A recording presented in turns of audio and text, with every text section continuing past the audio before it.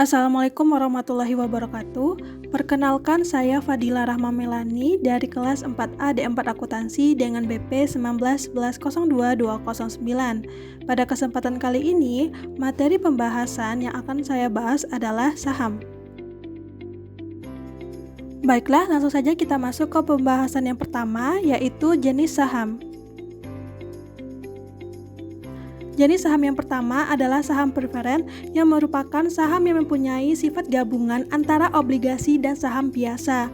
Karakteristik saham dari preferen ini yang pertama yaitu preferen terhadap dividen yang dimiliki, dan yang kedua adalah preferen pada waktu likuidasi. Saham preferen juga memiliki beberapa macam, di antaranya yang pertama adalah convertible preferred stock, di mana saham ini adalah saham preferen yang dapat dikonversi menjadi sejumlah saham biasa pada waktu yang akan datang. Saham preferen ini dijual dengan tingkat dividen yang lebih rendah dibandingkan dengan tingkat risiko yang sama. Yang kedua adalah callable preferred stock, yaitu saham yang memberikan hak kepada perusahaan yang mengeluarkan untuk membeli kembali saham ini dari pemegang saham pada tanggal tertentu di masa mendatang dengan nilai yang tertentu.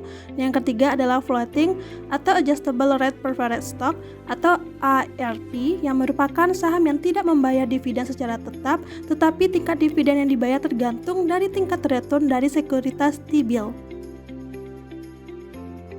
Jenis saham yang kedua adalah saham biasa. Saham biasa adalah sertifikat bukti kepemilikan dalam suatu perusahaan yang umumnya berisi tentang hak dan kewajiban investor dalam pengelolaan bisnis. Adapun beberapa hak yang dimiliki oleh pemegang saham biasa, yang pertama adalah hak kontrol, yaitu hak pemegang saham biasa untuk memilih pimpinan perusahaan.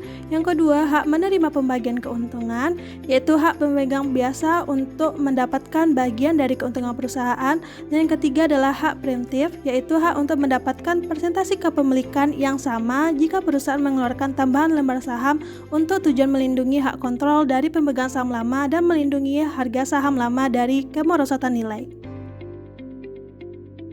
Jenis saham yang terakhir yaitu saham treasury, yang merupakan saham milik perusahaan yang sudah pernah dikeluarkan dan beredar yang kemudian dibeli kembali oleh perusahaan untuk disimpan sebagai treasury yang nantinya dapat dijual kembali.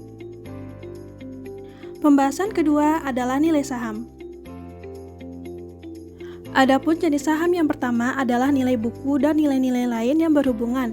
Untuk menghitung nilai buku suatu saham, beberapa nilai yang berhubungan adalah sebagai berikut. Yang pertama, nilai nominal, yaitu nilai yang tertera di lembaran surat saham yang besarnya ditentukan dalam anggaran dasar. Yang kedua adalah agio saham, yang merupakan selisih yang dibayar oleh pemegang saham kepada perusahaan dengan nilai nominal sahamnya.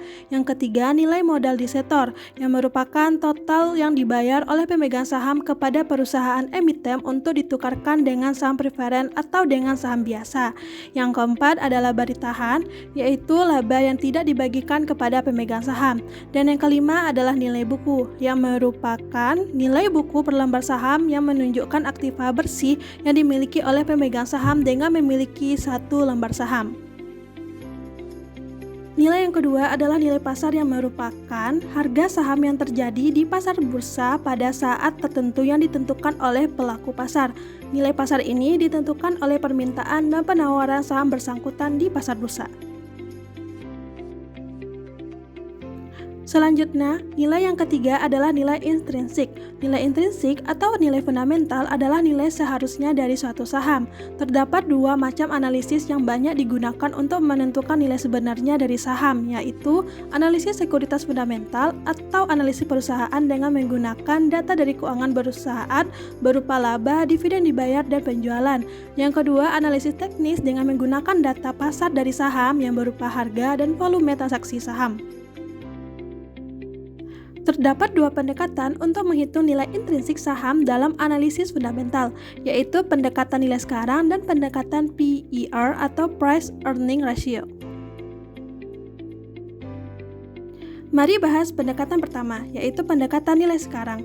Pendekatan nilai sekarang atau metode kapitalisasi laba adalah metode yang melibatkan proses kapitalisasi nilai-nilai masa depan yang didiskontokan menjadi nilai sekarang.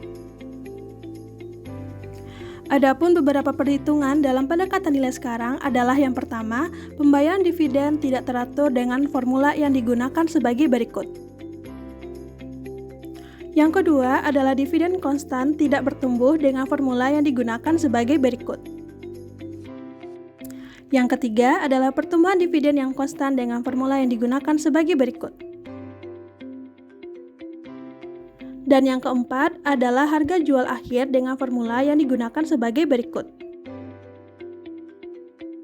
Terdapat alternatif lain selain menggunakan arus kas atau arus dividen dalam menghitung nilai fundamental atau nilai intrinsik saham, yaitu dengan menggunakan nilai PER (Price Earning per Ratio) yang menunjukkan rasio dari harga saham terhadap earnings. Rasio ini menunjukkan berapa besar investor menilai harga dari saham terhadap kelipatan dari earnings. Rasio ini menunjukkan berapa besar investor menilai harga dari saham terhadap kelipatan dari earnings. Formula yang digunakan untuk menghitung PER adalah sebagai berikut. Pembahasan ketiga adalah indeks harga saham. Indeks harga saham adalah harga saham yang dinyatakan dalam angka indeks. Indeks harga digunakan untuk tujuan analisis dan menghindari dampak negatif dari penggunaan harga saham dalam rupiah. Jenis indeks harga saham dikelompokkan menjadi tiga. Yang pertama, indeks harga saham individu, yang merupakan gambaran suatu rangkaian informasi historis mengenai pergerakan harga saham individu sampai tanggal tertentu yang digunakan sebagai pengukuran kinerja saham individu di bursa. Perhitungan saham individu dilakukan dengan rumus sebagai berikut. Sebelum transaksi pertama terjadi bursa efek, saham tersebut diberi indeks harga sama dengan 100 sebagai angka dasar. Selanjutnya adalah indeks harga saham parsial. Setiap pihak dapat menciptakan indeks harga saham yang terdiri dari beberapa jenis saham untuk kepentingan sendiri. Indeks harga saham parsial menggunakan semua saham yang termasuk dalam masing-masing sektor atau klasifikasi tertentu. Apabila indeks harga saham parsial tersebut ternyata baik digunakan sebagai pedoman oleh investor, maka indeks tersebut akan laris diperdagangkan. Rumus yang digunakan untuk menghitung indeks harga saham parsial adalah sebagai berikut. Terakhir adalah indeks harga saham gabungan. Indeks harga saham gabungan merupakan indeks gabungan dari seluruh jenis saham yang tercatat di Bursa Efek. Indeks harga saham gabungan diterbitkan oleh Bursa Efek. Rumus yang digunakan untuk menghitung indeks harga gabungan adalah sebagai berikut. Selanjutnya, pembahasan keempat adalah angka dasar. Angka dasar adalah angka yang dibentuk berdasarkan jumlah saham yang tercatat dalam suatu waktu. Angka dasar ditetapkan oleh Bursa Efek, dan setiap Bursa Efek dapat menggunakan angka dasar yang berbeda, seperti BIS menggunakan angka dasar 500, sedangkan BIJ menggunakan angka dasar 100. Dan pembahasan terakhir adalah corporate action.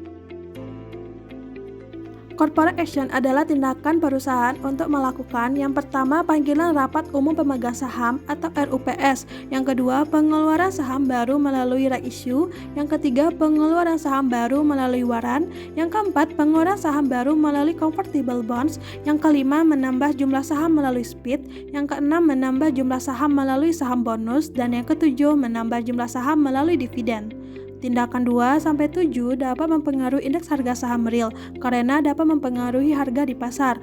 Untuk tindakan nomor 2-4 dapat mempengaruhi indeks harga saham teoritis karena total nilai dasar dan nilai dasar per saham berubah. Dan tindakan 5-7 tidak mempengaruhi indeks harga saham teoritis karena total nilai dasar tidak berubah atau perubahan nilai dasar saham seimbang dengan perubahan harga pasar yang disesuaikan. Baiklah, sekian pembahasan tentang saham pada kesempatan kali ini. Thank you for watching.